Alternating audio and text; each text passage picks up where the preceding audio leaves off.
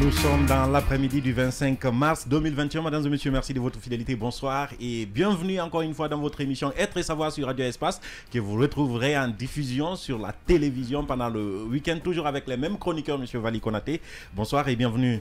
Monsieur Oumarali, bonsoir. Monsieur Cheikh Traoré, bonsoir. Bonsoir, monsieur Ali. Monsieur Alpha Amadou, bonsoir. Bonsoir, monsieur Condé, bonsoir à tous. Bienvenue encore une fois dans l'émission. Alors, les sujets du jour. Dans une correspondance datée du 15 mars dernier, adressée au ministre d'État en charge de l'enseignement supérieur et de la recherche scientifique, le vérificateur général de Guinée informait de la venue prochaine d'une équipe d'inspection à l'université générale Lansana Conté de Sonfonia pour procéder, dit-il, à un contrôle d'effectifs afin de trouver une explication à la pléthore d'étudiants dans les amphithéâtres. Et ils veulent le savoir. Nous aussi, c'est pourquoi nous abordons le sujet dans notre émission d'aujourd'hui. Le deuxième sujet nous envoie tout droit au MENA lors d'une séance de travail organisée ce vendredi à l'INRAP. Des cadres du MENA et des responsables d'école se sont rencontrés et ont fait de nombreuses propositions pour l'organisation des prochains examens de fin d'année. On se rappellera bien sûr que les derniers examens ont été émaillés de nombreuses irrégularités. Aussi, Dr Bano, ministre de l'Éducation nationale et de l'alphabétisation, a voulu prendre le taureau par les cornes cette fois-ci afin de pallier à ces imperfections. Nous abordons également le sujet dans cette émission, mais cette fois-ci nous aurons avec nous comme invité de parcours monsieur Sidiki Kamara, bien évidemment Mamadi Sidiki Kamara. Il est le porte-parole du ministère de l'Enseignement et de l'Éducation nationale et de l'alphabétisation. Il sera notre invité dans la deuxième partie de cette émission. Si c'est maintenant que vous venez de nous rejoindre, bienvenue à vous tous et l'émission va démarrer juste après cette transition. Être et Savoir sur Radio Espace Guinée, c'est le magazine dédié à l'éducation, du primaire à l'enseignement supérieur. Animer le débat et susciter la réflexion sur les politiques scolaires et universitaires, ainsi que sur les pédagogies et les pratiques éducatives d'aujourd'hui. C'est Être et Savoir sur Espace. Les comptes, les effectifs, le nombre d'étudiants à l'université Sonfonia crée polémique, monsieur Vali. Le vérificateur général, il faut rappeler, c'est l'inspection générale, en quelque sorte. Effectivement, c'est la nouvelle dénomination de l'inspecteur général de Guinée. Qui est à la présidence de la République. Évidemment, donc, au nom du président de la République, il a écrit au ministre de l'Enseignement supérieur et de la recherche scientifique et demande des comptes à l'université Sonfonia. Mon premier commentaire aujourd'hui, c'est qu'il y a une véritable crise de confiance entre le président de la République et le ministère de l'Enseignement supérieur et de la recherche scientifique. Parce que pour moi, le ministère en charge de l'enseignement supérieur aurait dû ou aurait pu régler le problème de la pléthore dans les amphis à l'université de Sonfonia. Si aujourd'hui le chef de l'État lui-même, à travers le vérificateur général, d'ailleurs je vais faire un peu de pédagogie, pour ceux qui ne le savent pas, le vérificateur général est l'autre dénomination de l'inspecteur général d'État. Ce poste a été institué en 2018 par un décret qu'on appelle ça signé par le président le 10 octobre 2018. Et la mission du vérificateur général, pour ceux qui ne le savent pas, est de faire l'inspection, l'audit et l'évaluation de la gestion des services et des établissements du secteur public. En Guinée. Alors, donc si le chef de l'État a cru bon de faire appel au vérificateur général pour contrôler les effectifs à Sonfonia, c'est qu'il y a une véritable crise de conscience au sein de ce département. C'est qu'il y a évidemment un problème. On avait évoqué le pléthore d'effectifs à Sonfonia à un moment donné. Ici, les élèves qu'on les trouvait dehors, on les trouvait dehors, de se mettre debout. Ils sont obligés de venir à 4 h du matin, 5 h pour avoir une place. Et puis le nombre d'étudiants envoyés à Sonfonia, ce n'est pas le nombre qu'on voit à vue d'œil, parce qu'il y a un pléthore, les enfants ils ne savent pas où mettre la tête. Il y a, précisément au niveau des branches économiques, des filières économiques, banque finance, banque assurance, vraiment c'est difficile. C'est insoutenable. Mais c'est le pléthore, est-ce que c'est fait exprès? Parce qu'aujourd'hui, c'est Sonfonia quand même qu'on est en train d'interpeller. Et pourtant, Sonfonia, ce n'est pas la seule université. On a quand même la plus grande. Parce qu'à Sonfonia, il y a un excès. Il y a un excès à Sonfonia. Ça ne date pas d'aujourd'hui. Ça fait belle lurette que cette institution d'enseignement supérieur est en train de passer à côté par rapport à la gérance des effectifs. C'est-à-dire... le constat est très alarmant parce qu'aujourd'hui, il y a beaucoup d'enfants qui ne sont pas admis officiellement au baccalauréat et qui ne sont pas orientés dans ces institutions. Donc, ils vont s'inscrire à travers réellement des malversations de certains enseignants et de certains responsables de ces universités. Et on les inscrit en première année comme des auditeurs libres. Et après, ces enfants-là vont reprendre le baccalauréat. Quand ils sont admis, on cherche à renégocier une autre situation pour ces enfants. On ne peut pas comprendre que des enfants qui sont admis officiellement, orientés dans ces institutions, trouvent à peine de la place pour poursuivre les cours. Je pense bien que cette université doit revoir réellement sa feuille de route. Non, trop, c'est trop. En même temps, Voilà. c'est paradoxal. Monsieur Mounali, il faut rappeler que au cours de l'année 2020-2021, le ministère de l'Enseignement supérieur et de la Recherche scientifique a annoncé avec la plateforme Goupol qu'on devait orienter officiellement dans cette université 8799 nouveaux bacheliers. 8799 nouveaux bacheliers devaient être orientés à Sonfonia au compte de l'année 2020-2021. Mais le hic, il vient d'où? L'université elle-même avait annoncé une capacité d'accueil de 6500. Déjà, il y a une première différence. 6500 capacités d'accueil officielles, l'État oriente 8799. À côté de cela, lorsque nous avons fait nos enquêtes, on a recoupé les chiffres. Les chiffres vont au-delà de 10 000.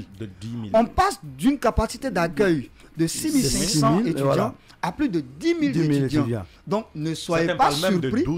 Ne soyons donc pas surpris que l'université de Sonfonia puisse mériter aujourd'hui le nom qu'on lui donne, la Chine populaire. C'est pire que la Chine populaire. Vous savez, je vais quand même dire un petit peu la lettre du vérificateur. Hein, c'est daté du 15 mars, on l'a dit. 15 mars 2021, on dit le vérificateur général de Guinée à Monsieur le ministre d'État de l'Enseignement supérieur et de la Recherche scientifique Conakry. Objet, demande d'information. Voilà. On dit donc, Monsieur le ministre d'État, j'ai l'honneur de porter à votre connaissance que son Excellence, Monsieur le Président de la République, a chargé l'inspection générale d'État de procéder à un contrôle de la régularité des inscriptions et réinscriptions à l'Université Générale Lansana Conté de Sonfonia. À cet effet, pour le démarrage de ces activités, l'équipe d'inspecteurs généraux d'État constituée aura besoin des informations suivantes.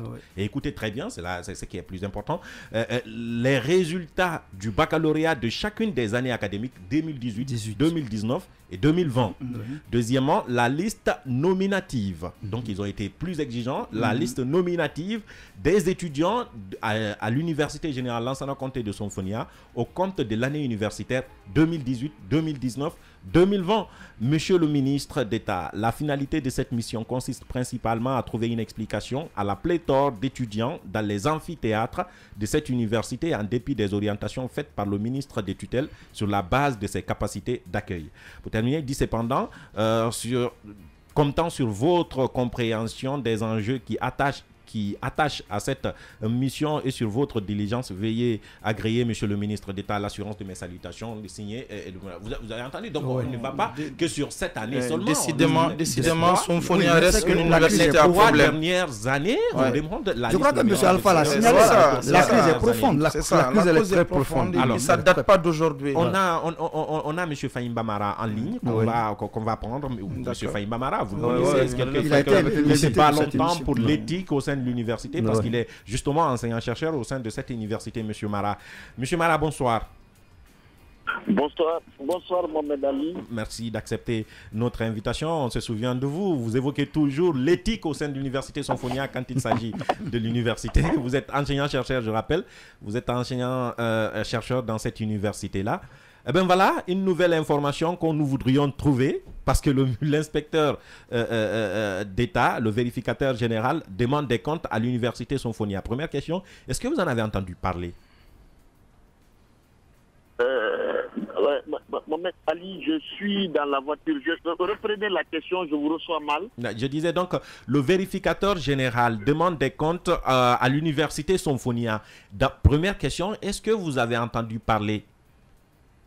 Bon, oui, comme tout bon Guinéen, naturellement, on a appris à partir des réseaux sociaux et certains médias de la place que voilà, le vérificateur de la République a écrit au ministre de l'Enseignement supérieur voilà, pour faire les comptes des différentes statistiques, c'est-à-dire concernant les effectifs à l'Université générale Lansana Conté de Sonfonia, de 2018 à nos jours. Donc, effectivement, on a connaissance et voilà, ça vient surprendre parce que, bon, on ne sait pas, je crois qu'on se pose la question de savoir le pourquoi du contrôle, tout ça. Ben justement, c'est la question qu'on allait vous poser. Quelle est l'opportunité de ce contrôle-là? Parce qu'on sait, et vous le savez avec nous, nous avons fait le commentaire ensemble ici, à Sonfonia, il y a quand même une pléthore d'étudiants. On a vu des élèves, des étudiants qui sont dehors, qui sont à la fenêtre et qui suivent des cours. Il faut bien trouver une explication à cela. Oui, c'est vrai qu'il y a une pléthore qui ne dit pas son nom à Sonfonia. Bon, c'est vrai que de ce côté, la responsabilité est partagée entre les autorités universitaires et puis du côté de l'État. Parce que, regardez, si on dit que les effectifs sont affectés en fonction des capacités, mais on ne comprend pas. C'est-à-dire, cette année, par exemple, la capacité qui a été exprimée, c'était dans l'ordre de 6 000 et quelques. En tout cas, ça n'atteignait pas les 7 000. 6 500. À date, pratiquement, si à Sonfonia, à date, les effectifs, c'est dans l'ordre de 18 000 et quelques. Imaginez cet écart-là. Donc, on se demande vraiment, est-ce qu'il y a un suivi, conséquent pour éviter ce genre de choses? Non. Voilà, les interrogations se posent à ce niveau. D'accord. Voilà. Monsieur Faimba, moi je voulais savoir quelque chose par rapport au service de la scolarité. Et comment les inscriptions sont faites au niveau du service de la scolarité? Ma première question. Deuxièmement, nous avons constaté qu'il y a beaucoup d'enfants qui sont orientés et qui partent prendre cours au niveau de cette université. Ils ne sont pas orientés dans cette université. Qu'est-ce que vous en dites par rapport à tout ça? Je n'ai pas bien suivi. Vous parlez d'inscription au niveau de la scolarité? Oui, parce que le constat qui est là, il y a beaucoup d'étudiants, parce que vous parlez d'un grand écart entre la capacité d'accueil et par rapport au nombre d'étudiants que vous avez maintenant. Est-ce que quelque part le service de la scolarité... Oui, allez-y. Oui, mais naturellement, on se pose la question. Parce que les orientations, on se pose la question, les orientations, ça vient d'où? Bon, et est-ce que maintenant, si les capacités sont déposées avant les orientations, et qui autorise les orientations à Sonfonia? Bon, alors maintenant, s'il n'y a pas de concordance, il n'y a pas de proportionnalité entre la capacité déposée et aidez-nous à comprendre, M. Mara. Aidez-nous à comprendre, M. Mara. Qui autorise les orientations et surtout les inscriptions à Sonfonia, à part le ministère de l'Enseignement supérieur? Surtout quand on sait que c'est dans parce la que plateforme. quand on est orienté, la plateforme Goupol est là. Je pense bien que tout est dans les normes, mais je pense qu'un étudiant ne peut pas s'inscrire s'il n'est pas orienté dans cette plateforme.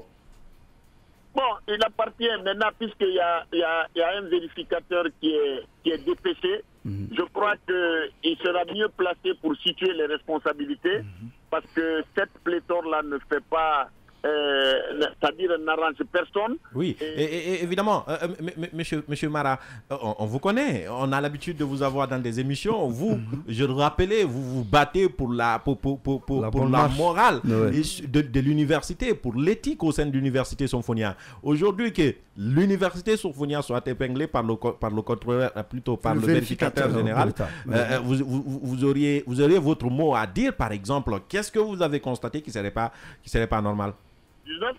On était à 17 000 et quelques, et 2019-2020, c'était à 19 000 et quelques. Maintenant, aujourd'hui, à la session 2020-2021, nous sommes à 18 000.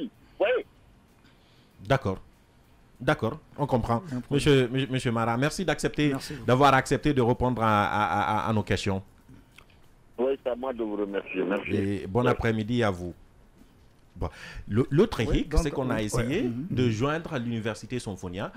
Le porte-parole était d'accord pour venir répondre à nos préoccupations. Sauf À la dernière minute, ils nous disent qu'ils n'ont pas reçu, ils n'ont pas reçu la lettre. Depuis le 15 mars, je pense bien que... Monsieur Mohamed Ali, je pense que c'est un aveu de culpabilité. C'est clair. Tous les internautes aujourd'hui en Guinée ont reçu la lettre du vérificateur général. Tout le monde est en possession de cette lettre. Depuis le 15, depuis le 15 mars. Et que l'université Sonfonia nous dise qu'elle n'a pas encore reçu la lettre du vérificateur, je vous dis que là, c'est un aveu de culpabilité. On est conscient que quelque part, quelque chose ne va pas. Et aujourd'hui, les gens ont peur de parler parce qu'ils ne veulent pas être rattrapés par leurs propos. Ils ont inscrit des enfants illégalement. Oui. Aujourd'hui, ceux qui sont officiellement orientés à l'université de Sonfonia ne peuvent plus étudier sérieusement. Mais moi, ce qui me fait mal, au-delà de la qualité de l'enseignement qu'on a fait, c'est surtout le danger qu'on fait peser sur ces étudiants. Quand on sait que nous vivons une pandémie et une épidémie, aussi l'épidémie d'Ebola. Et lorsqu'on accepte en tant que responsable, qu'on appelle d'établissement, lorsqu'on accepte en tant que Guinéen d'ensardiner, comme tu l'as dit la dernière fois, ces étudiants dans des salles exiguës par rapport à l'effectif, je pense que c'est faire preuve d'une certaine irresponsabilité. Il faut avoir le courage de le dire quand même. Évidemment, on n'a pas le courage. Ce qui m'inquiète, c'est par rapport aux enseignants de Sonfonia. Pourquoi ils n'ont pas trouvé une politique, des stratégies pour essayer d'avoir des classes et diminuer l'effectif, avoir 200... L'administration, les enseignants... C'est ça le problème. Il y a des amphis. Voilà comment ça marche. Lorsque le résultat du baccalauréat est connu, chaque institution d'enseignement supérieur dit son quota, sa capacité d'accueil.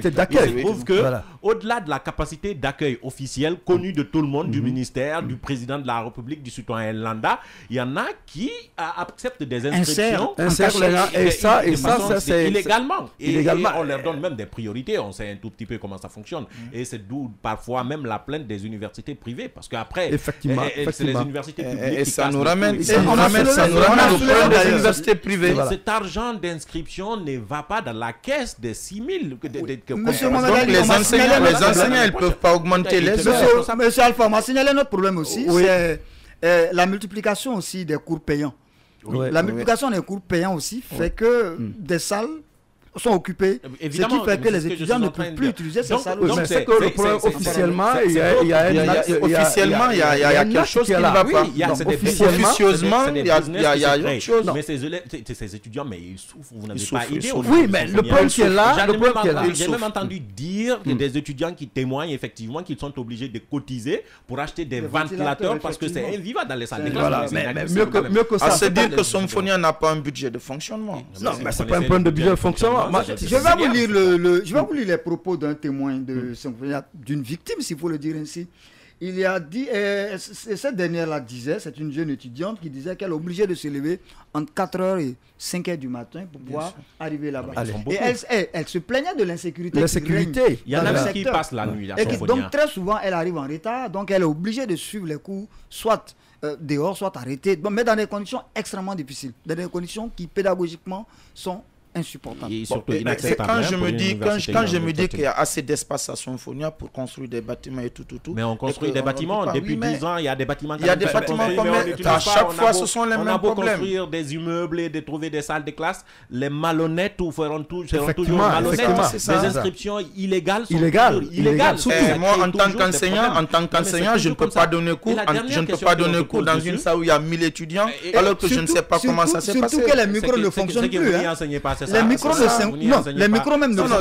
micros ne fonctionnent plus. Les professeurs, ils s'égosillent à crier, à parler par-ci, par-là, et puis ça ne va pas. C'est aussi ça. D'autant plus que les étudiants qu'on envoie sont des étudiants qui n'ont pas eu légalement le bac, donc qui sont carents et qui n'écoutent rien. Il y a trois problèmes qui se situent dans ces institutions d'enseignement supérieur. Bon, comme nous sommes en train de parler le cas de Sonfonia notamment, il faut comprendre que nous avons un premier groupe qui est orienté officiellement dans ces institutions d'enseignement supérieur. Le deuxième groupe, c'est un groupe d'étudiants qui sont orientés dans des filières ou réellement il ne veut pas continuer les études à l'université. Bien sûr. Donc ceux-là, ils rentrent dans ces universités avec la formation payante. Oui. Il y a un troisième groupe négocié par des tierces personnes au sein de ces institutions. Par la scolarité. Voilà. Non, c'est pas seulement le service de la scolarité. Il y a même des enseignants. Ça ne peut pas se faire à l'institut directeur. Des études. Le recteur c'est organisé. peut être informé. Le service de la scolarité plus avec la complicité de certains enseignants. Rien ne se fait à Monsieur Keta, en tant que directeur d'une école, on ne peut pas inscrire un élève dans ton école. Moi, je pense qu'on ne va pas faire un procès. On ne va pas faire un procès avant le procès lui-même. Le vérificateur général et les inspecteurs généraux sont à l'œuvre. On attend d'avoir les premiers éléments. À partir de là, on pourra mieux... Il n'y a pas de procès, c'est un fait. Il y a quelques mois déjà. Il n'y a pas de procès, c'est un fait. Pourquoi on prend les sessions 2018, 2019, 2020? C'est parce qu'on a compris que c'est reculant. Non, c'est reculant. C'est Alpha. On sait qu'il y a un problème. On sait qu'il y a des cadres véreux qui ont profité de la situation. Mais qui au sein de l'université. Il faut situer les responsabilités. On situe les responsabilités. Donc, nous, on ne va pas le faire maintenant. Parmi tant d'universités, si on a choisi Symphonia, c'est qu'il y a un problème. Symphonia n'est pas la seule université. On viendra sur les autres universités. C'est organisé et c'est avec une grande ampleur. C'est de la mafia. C'est de la mafia. Et puis, c'est le mot je ne sais pas ce que vous en pensez, mais Symphonia, quand même. Tout le temps, c'est Symphonia. C'est Symphonia. La caisse qui a disparu. C'est la caisse qui disparaît. Tout le temps, c'est à Symphonia. On empêche les étudiants d'avoir accès. On empêche les étudiants d'avoir accès. On bastonne les étudiants. Et puis, c'est du n'importe quoi, Symphonia. C'est vraiment, c'est pas sérieux. On attendra que les autorités de Symphonia. On attendra qu'ils reçoivent la lettre. Nous, sur Internet, on a reçu la lettre. Eux, ils n'ont pas reçu la lettre. On reviendra dans cette émission juste après cette transition. Sur Radio Espace Guinée, les problématiques culturelles et sociales qui traversent l'école continueront d'être au centre de nos préoccupations sans jamais perdre de vue les questions fondamentales de la réussite, de l'échec et du devenir des élèves et des étudiants. Parce que l'éducation n'est pas qu'une affaire scolaire, Mohamed Ali Condé élargit le champ de son émission pour s'intéresser à la transmission sous toutes ses formes, à l'école jusqu'à l'université, mais aussi en famille, seul face aux écrans, comme dans les lieux culturels et les espaces professionnels. Radio Espace. Être et savoir. Être et savoir. C'est la deuxième partie, mesdames et messieurs, de votre émission Être et Savoir. Et maintenant, nous allons partir au MENA. Il est avec nous, notre invité de parcours. Il s'agit bien sûr de monsieur Mamadi Sidiki Camara. Il est le porte-parole du ministère de l'Éducation nationale et de l'alphabétisation. Monsieur Camara, bonsoir. Chargé de communication. Chargé de communication. Porte-parole chargé de communication, vous avez raison. Hein? Oui, bonsoir. Il y a une différence, hein? Une différence entre chargé de communication. Comment allez-vous, monsieur Camara? Oui, ça va très bien. Bienvenue, merci d'accepter notre invitation. À moi de vous remercier. Alors, M. Valli, cette semaine, on a vu quand même des cadres du MENA, des responsables d'école qui se sont réunis à l'UNRAP pour une séance de travail. Et ils veulent faire, comme on l'a dit, les examens autrement. CEP, BEPC, baccalauréat. On veut que ça se passe autrement. Allez-y. Effectivement, il y a de nombreuses défaillances. D'ailleurs, le MENA même l'a reconnu, l'a constaté lors de cette séance de travail. Disons, dans le compte rendu de cette séance de travail, le MENA a constaté avec ses responsables d'école et les cadres du MENA qu'il y avait de nombreuses défaillances. Notamment les examens de l'année dernière, il y a eu beaucoup de problèmes. On parle de copies sans notes. Oui. On parle de défaillance à la surveillance. On parle d'écart entre les notes lors de la correction. On parle de copies illisibles qui se retrouvent avec des notes alors que c'est normalement interdit. Oui. Donc il y a beaucoup de coquilles comme ça qui se retrouvaient dans le processus des examens de fin d'année. Et je crois que le docteur M. Bano, c'est une excellente initiative. Vraiment, si elle est ambitieuse. Sauf qu'il y a des réunions à chaque fois avant. Hein? Non, nous saluons. D'abord, moi je suis toujours dans l'a priori. Je suis attentif. Donc nous saluons d'abord la chose. Non, moi je ne vais pas faire plaisir à quelqu'un. Mais nous saluons a priori la chose et nous attendons de voir ce que ça va donner pour les examens. Alors on a reçu le jeune, vous vous souvenez du cabinet qui nous avait fait comprendre qu'aujourd'hui il y a une fraude, il y a un réseau de mafia, de fraude organisée, notamment. Mais l'année dernière, le ministre de l'Éducation nationale a relayé pas mal de situations dans certaines écoles. Il y a eu beaucoup d'écoles qui ont été interpellées au niveau de l'UNRAP. Il a fait une réunion avec ces écoles. Et lors de cette réunion, il a donné son dernier avertissement à ces établissements. Il a instruit à ces écoles et au président du fondateur des écoles privées d'instruire d'autres établissements qui vont se retrouver dans cette situation cette année, qui seront sanctionnés très très sévèrement. À la hauteur de la forfaiture. Donc c'est pour dire que pour ce Banno, vraiment, il est en train de mettre vraiment des choses en place. Si réellement c'est suivi à la lettre. Non, mais qu'est-ce que vous avez tous cet après-midi? Non, mais après,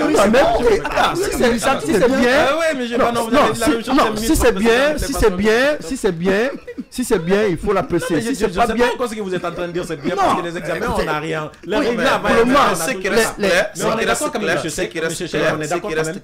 On est d'accord quand même qu'il faut une amélioration. Il faut une amélioration. Il faut faire autrement. Ce qui reste clair, c'est que être aujourd'hui ministre de l'Éducation, ça relève du parcours de combattant.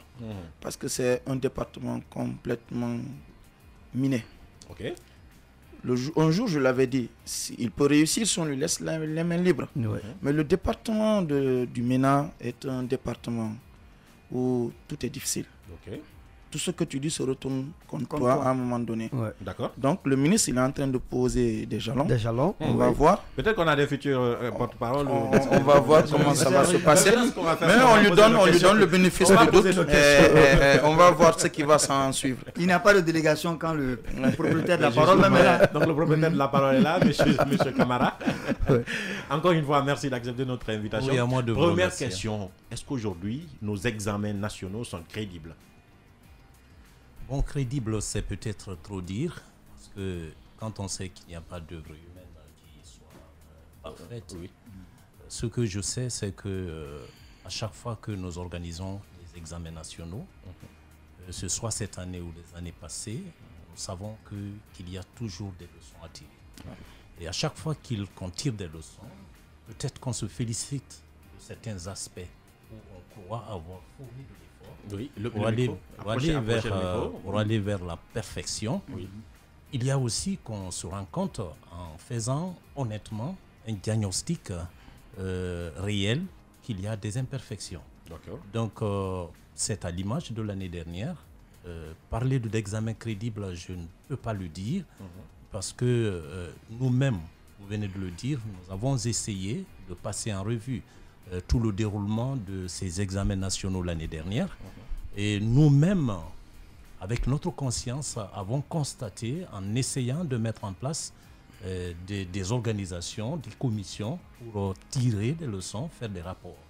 Et en tenant compte de ces rapports dans nos comptes rendus, nous avons voulu mettre ça à la place publique, comme pour savoir qu'il faut alors connaître le mal pour pouvoir le traiter. Vous venez de parler tout de suite du professeur Banno. J'aimerais revenir sur ça. Et parce que l'examen de l'année dernière ou les examens de l'année dernière, nous sommes unanimes dessus qu'ils ne pouvaient pas être considérés comme des examens à l'actif du Banno parce que simplement nommé le 19 juin. Il n'a eu que jouer, peut-être difficilement pour observer les sauges. Et au mois d'août, on a organisé des examens. Malgré tout, il a essayé de s'impliquer. Il a trouvé déjà que tout était en place, tout était organisé. Il a tenté d'apporter tout juste quelques touches. Et ces touches-là l'ont conduit à mettre en place une commission qu'il appelait la Commission nationale de suivi et d'évaluation, qui venait épauler le service examen, qui jusque-là était évidemment le seul responsable avec l'Inspection générale de l'éducation, de l'organisation de ces examens. Donc il y a eu à peu près une force de plus qui avait des recommandations. Disons qu'en dépit de ces efforts qu'il a voulu fournir pour appuyer une machine qui était déjà en marche, il y a eu des imperfections. Vouloir dire aujourd'hui à votre micro que les examens de l'année dernière, à l'image peut-être que d'autres qui se sont déroulés, n'ont pas connu de défaillance, c'est nier l'évidence. D'accord, mais au-delà des défaillances, c'était des irrégularités peut-être inacceptables à un moment donné. Parce que certains ont même pensé qu'on allait annuler les examens de l'année dernière, tellement qu'on avait crié à des différentes fraudes dans des différents endroits. De toute façon, ça a été validé, les résultats ont été donnés. C'est passé.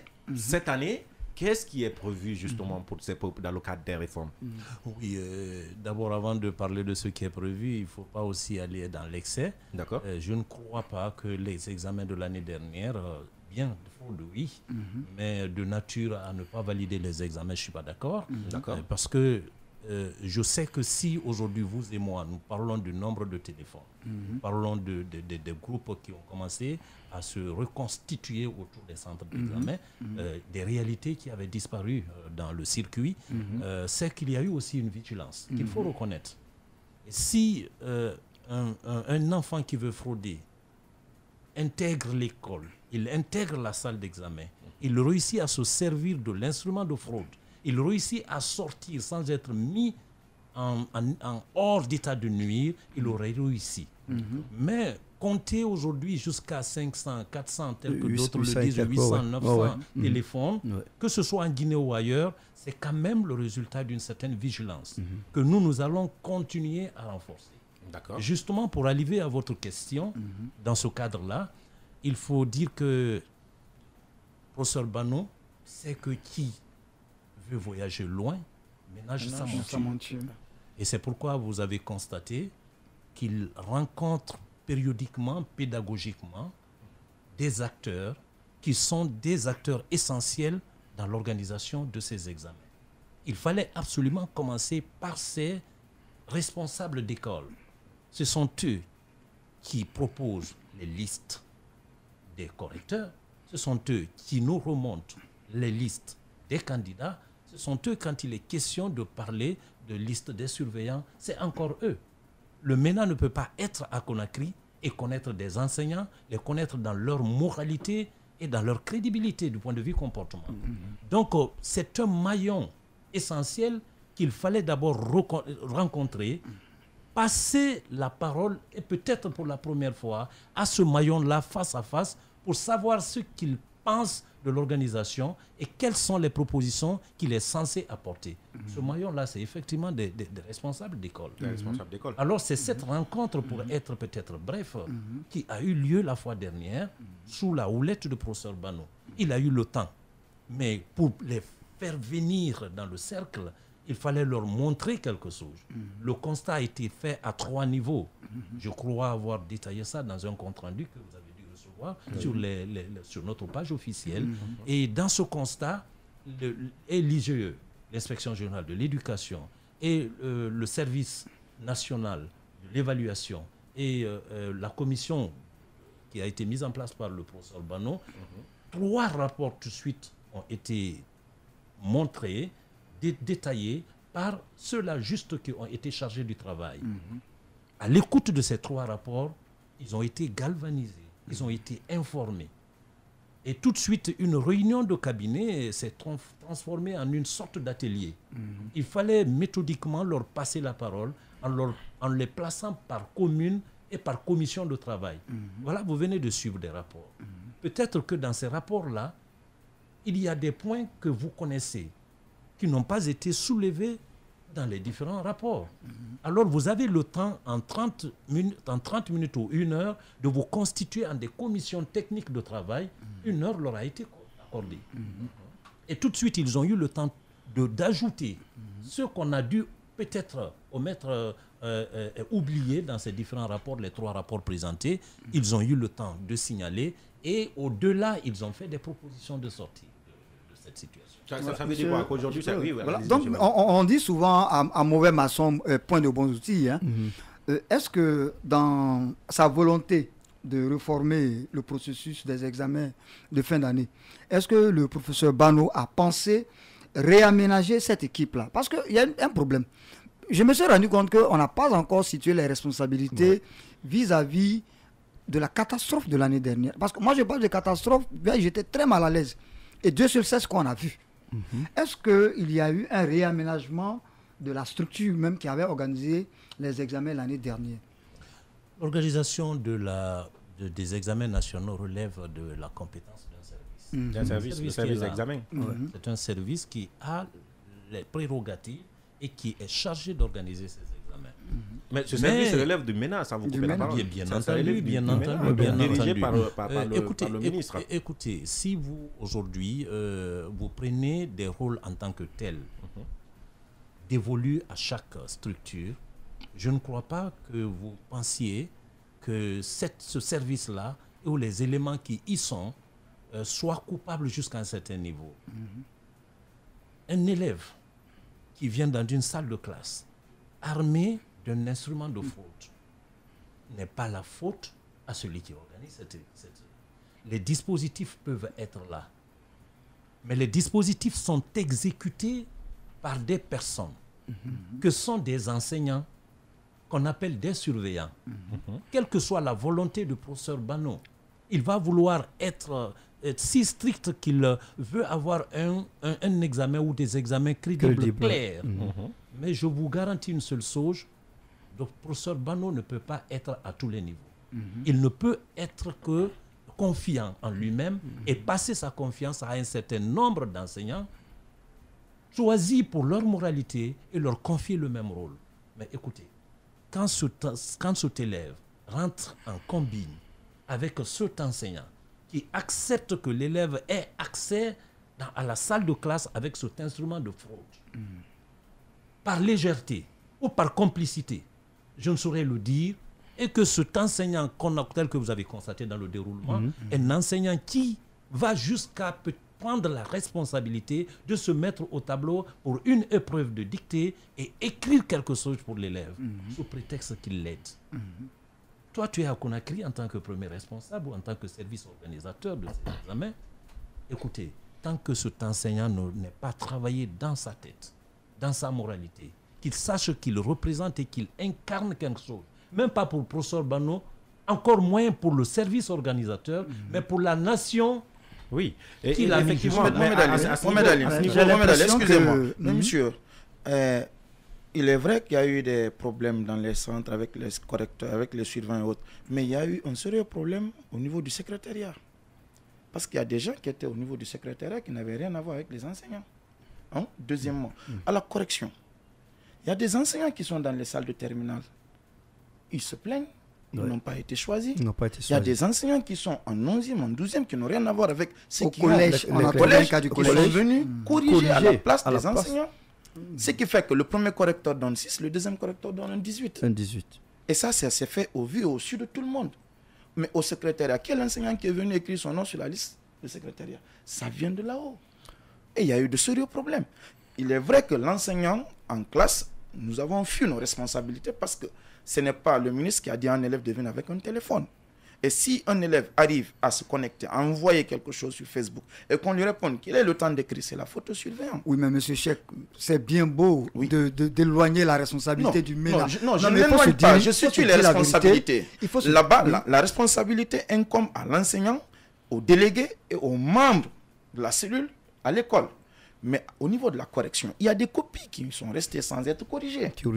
Il y a des copies illisibles qui ont été corrigées. C'est parce que celui qui a corrigé, il n'avait pas le niveau de corriger.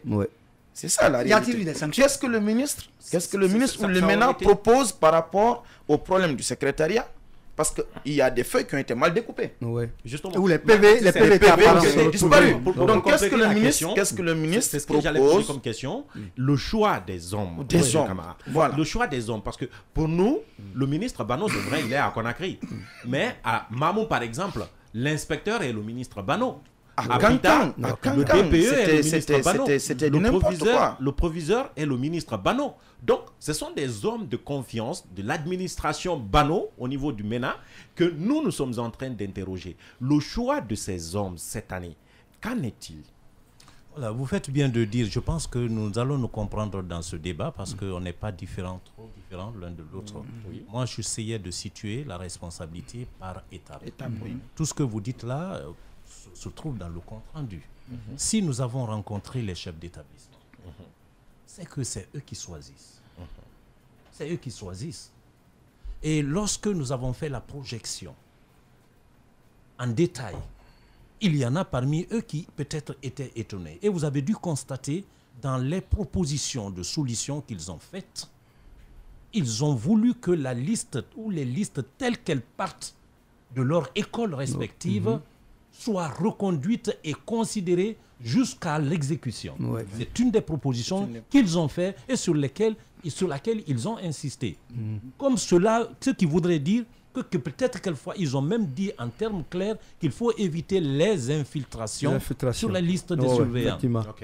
Ça, si nous arrivons à ce niveau, On ne peut pas accuser un enseignant qui surveille. Non, non. D'où je rejoins mon cher frère pour lui dire que les responsabilités... Écoutez, le mal, pour mieux le soigner, il faut d'abord le voir. Ouais. Je crois que où il se trouve aujourd'hui, professeur Bano, je parle ici sous son contrôle, il est suffisamment édifié quant au déroulement de ces examens et de ce qui se passe. Il sait. Mais même si demain il est question de choisir les hommes, nous ne les connaissons pas. Ceux-là que nous avons rencontrés, c'est ceux-là, c'est eux qu'il faut encore, si vous voulez, motiver davantage, les mettre dans leur responsabilité et leur donner une garantie.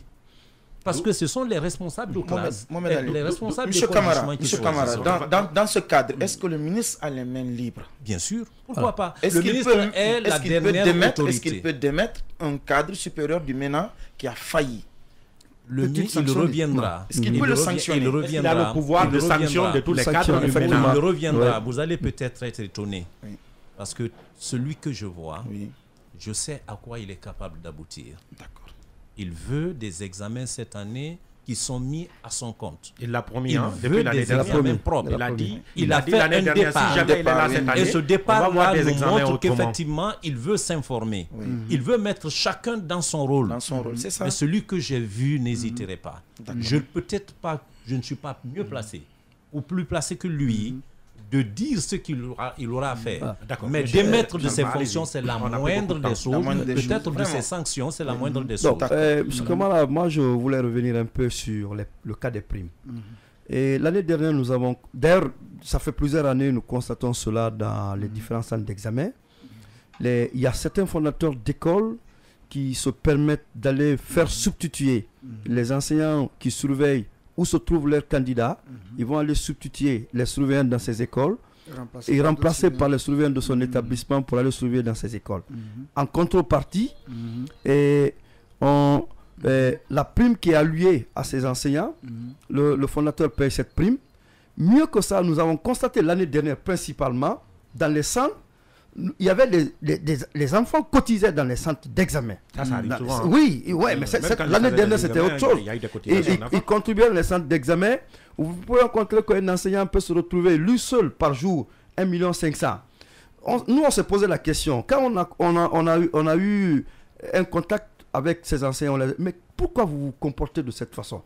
Ils nous ont dit très clairement que les primes qui sont allouées par rapport à ces activités, ce sont des primes qui sont très faibles. Monsieur Alpha, moi j'ai une chose que je Monsieur Alpha poser la question s'il vous plaît. Ma question qui est là, est-ce qu'il ne faut pas penser à revoir toute cette tranche de primes de la surveillance en passant par la correction du baccalauréat jusqu'au niveau du secrétariat pour éviter réellement certaines défaillances? D'accord, rapidement. Peut-être qu'on ne saura jamais, on ne saura jamais payer à juste valeur les efforts d'un enseignant, même pas dans l'organisation des examens, ça c'est une évidence. Notre métier, c'est un choix. Mais un choix qui se repose sur quoi? Sur la moralité. Et je voudrais dire que c'est important. Un enseignant n'aime pas n'importe qui. Un enseignant n'a rien, peut-être, mais il a encore plus que tout le monde parce qu'il exige de lui-même et des autres le respect de sa personnalité. Et pour y parvenir, il faut respecter l'éthique. Moi, je me dis qu'un enseignant, dans l'exercice de ses fonctions, du moment où tu as choisi de l'être, tu auras fait ton choix dans l'exercice de ces fonctions. Que tu penses à l'argent, c'est que tu n'es pas toujours. Non, mais en même temps, écoutez, Monsieur Camara, en même temps, c'est pas facile. Hein? Il faut se mettre à la place des uns et des autres. Les conditions sociales, les conditions sociales. On va pas juste finir. Je voulais vous dire. C'est pas facile de résister à la corruption lorsque ça vient jusqu'en pleine figure. Je vous n'avez pas à manger. Mohamed Ali doit se mettre au-delà de ça. On va pas aller dans ce débat. Moi qui vous parle, j'ai été correcteur, j'ai été surveillant. Peut-être que je ne suis pas mieux placé pour parler de moi-même, mais j'en connais dans le lot qui ne peuvent pas faire et qui ne le font pas. Oui. D'accord. Voilà. Monsieur Camara, moi j'ai une petite remarque à faire. Est-ce que dans les propositions, ça a été fait dans les propositions. Est-ce qu'il va y avoir une augmentation des prix? Les efforts sont toujours en train d'être fournis dans ce cadre-là. Mais vous ne garantissez rien n'a été garanti. Je ne peux pas vous garantir parce que problème de finances, ça monte d'abord jusqu'au niveau de l'Assemblée. Il faut un budget. Je suis ce totalement budget, d'accord avec vous. Voilà, monsieur, moi j'ai une question à poser à M. Camara. Il fut un temps où le président de la République Monsieur Mohamed Ali, je crois que M. Camara, est-ce que vous n'allez pas remettre à jour le fameux numéro vert? Je ne sais pas si vous vous souvenez un peu. Oui, bien à sûr, une époque, il y avait les numéros verts. Mais il y a un gros problème, un gros souci. Moi, une année, j'ai été numéro vert. Pour ceux qui ne savent pas, les auditeurs et les téléspectateurs, le numéro vert, c'est un surveillant infiltré qui est en contact direct avec la coordination et qui est chargé de signaler les cas de fraude et autres en dehors de l'administration de l'école même d'ailleurs. D'accord, on a pris beaucoup de temps, on a 2 minutes. Oui. Mohamed Ali, est-ce qu'il ne serait pas intéressant que M. Bano et son équipe réintègrent le système de numéro vert pour faire encore plus peur à ces fraudeurs? C'est noté. Ce que je peux vous dire, c'est que pour Sir Bano, avec nous-mêmes, nous avons nos systèmes que peut-être je ne vais pas exhiber ici, parce que quand il s'agit des examens, ce qui est clair, c'est que nous allons dans le numérique. Et vous avez dû constater l'année dernière que la fraude allait vers le numérique plus que d'habitude. Alors, du moment où les groupes viennent, on fait des groupes WhatsApp, Messenger, il faut réfléchir. Il faut tenter de contrecarrer. Il faut venir peut-être sur le même terrain. Nous sommes en train de travailler. Ce que je peux vous dire, c'est que nous sommes en train de travailler. Et professeur Bano, peut-être que vous aurez l'occasion un jour de le recevoir, il reprendra la même chose, tel que je le vois, est prêt à aller jusqu'au bout pour qualifier, en tout cas, les évaluations. Il en soit ainsi. Pour ma dernière question, parce que des fois, les enfants, ils sont confrontés à des sujets vraiment sans la machine, sans les outils informatiques et autres, ils ne peuvent pas s'en sortir, surtout la machine. Des fois, on prend des sujets, on prend du Sénégal, de la Côte d'Ivoire, et on donne aux élèves. Mais là-bas, on utilise la machine. Est-ce qu'on a parlé de l'utilisation de la machine en classe ou le choix des sujets cohérent, adapté aux élèves de la Guinée? Est-ce qu'on a parlé de ça? Non, l'utilisation de la machine, pour l'instant, je pense que si cela devrait être autorisé, ça dépendra de la qualité du sujet choisi. Et que le sujet qui est choisi puisse permettre à l'élève d'utiliser la machine sans que cela ne lui donne l'opportunité d'aller sur la piste de la fraude. Mais pour l'instant, à ce que je sache, nous ne sommes pas arrivés là. Les sujets qui sont donnés, si nous interdisons les machines, parce que nous sommes convaincus, c'est nous qui les enseignons, c'est nous qui proposons ces sujets, c'est nous qui les connaissons. Si nous leur interdisons ces machines-là dans le traitement de ces sujets, c'est que nous sommes convaincus qu'ils sont capables, ils peuvent être capables de les traiter sans faire recours aux machines. Sauf que le constat que nous avons fait à nos qualités de professeurs de sciences physiques, nous avons constaté qu'il y a des sujets de belle lurette, il y a des sans la machine. Pour les traiter, il faut avoir la machine. Ok, je pense que là, l'une des nouveautés, c'est que tel que vous êtes enseignant, justement, vous avez la possibilité de réagir. L'œuvre humaine, elle n'est certainement pas parfaite. C'est des personnes comme vous, des enseignants comme vous, qui font le choix de ces sujets. Il peut pas être parfait dans tout. Mais lorsque vous avez des remarques aussi pertinentes, avec des preuves, des accompagnements à l'appui, je pense que ça peut servir de chemin ou des leçons à tirer qui permettraient une prochaine fois de revoir les façons de faire. En résumé, pour finir, M. Camara, puisqu'on est pris par le temps, qu'est-ce qui va changer cette année, en gros? Qu'est-ce qui va se faire autrement? Nous avons envie de tellement bien faire que nous avons envie de tout faire au même moment. Ce que je ne peux aussi pas vous garantir. Tout ce que je peux vous garantir, c'est que c'est la volonté ardente hier pour que les examens de cette année, l'année 21, soient nettement alors démarqués des examens de l'année dernière. Et pour cela, nous allons travailler d'abord au choix des ressources humaines. Nous allons travailler la mentalité. Parce que nous ne pouvons rien donner aux enseignants s'ils m'écoutent aujourd'hui. Nous ne pouvons rien leur donner qui soit à la taille des efforts qu'ils fournissent. Tout ce que nous pouvons leur dire, c'est dire que nous, la nation leur appartient quand il s'agit des examens nationaux. Ils ne peuvent faire que des sacrifices de choix. Sans vouloir je voulais placer ceci parce que vous ne l'avez pas évoqué. Autant de Dr Ousmane en 2007, je pense, on l'a vu, il avait porté plainte contre des supposant que même si ça n'a pas abouti finalement, parce qu'on n'a pas vu d'enseignants sanctionnés. Est-ce que vous en avez parlé dans le choix des hommes? Peut-être on peut prévenir, mais si on n'arrive pas à prévenir, puisque vous avez dit que vous ne connaissez pas les hommes, on peut réprimer. Est-ce qu'on peut s'attendre à ce que cette fois-ci suivre pour essayer de trouver réellement nous avons emprisonné des enseignants. Je regrette qu'on le dise aujourd'hui. Peut-être pas nous qui les avons emprisonnés, mais nous les avons conduits jusqu'au niveau de la justice. Même l'année dernière. L'année dernière, il y a des enseignants qui se sont retrouvés à la police judiciaire. Nous, ce que nous pouvons, quand un enseignant sera coupable d'un comportement aussi déshonorable d'un enseignant, nous avons les preuves à l'appui, mais nous le mettons à la disposition des services de sécurité qui, à leur tour aussi, les mettent à la disposition de la justice. Donc, il y a pas mal d'enseignants qui sont là. Je suis obligé d'arrêter à ce niveau, M. Sidiki. Merci d'avoir accepté de répondre à nos questions. Peut-être vous avez entendu le cas de Cancan, cette vidéo informative? Oui, bien sûr, j'ai fait des communications. Il va y avoir des sanctions parce qu'à Cancan, on ne parle pas du tout. Non, mais il ne faut pas confondre. J'ai été clair au nom du MENA pour dire que quand les enfants font des actions dans la structure scolaire, dans l'enceinte de l'école, dans l'environnement scolaire, nous en sommes entièrement responsables. Mais quand les enfants quittent l'école ou ne viennent même pas à l'école, ils sont dans les quartiers, ils se livrent à des comportements. C'est vrai qu'ils avaient la tenue scolaire, c'est un symbole. Oui, c'est vrai, c'est en cela que nous sommes interpellés. Mais il faut savoir situer la responsabilité dans ce cadre-là. Il n'y a pas de problème. C'est la fin de cette émission. Le technicien n'arrête pas de me taire. Merci, M. Sidiki, d'avoir accepté. Merci à tous d'avoir répondu à nos systèmes. C'était nous, pour vous, mesdames et messieurs, c'est tout retrouver cette émission à la télé pendant le week-end. Et vous le savez, on se retrouve la semaine prochaine dans la même émission et sur le même plateau. Au revoir.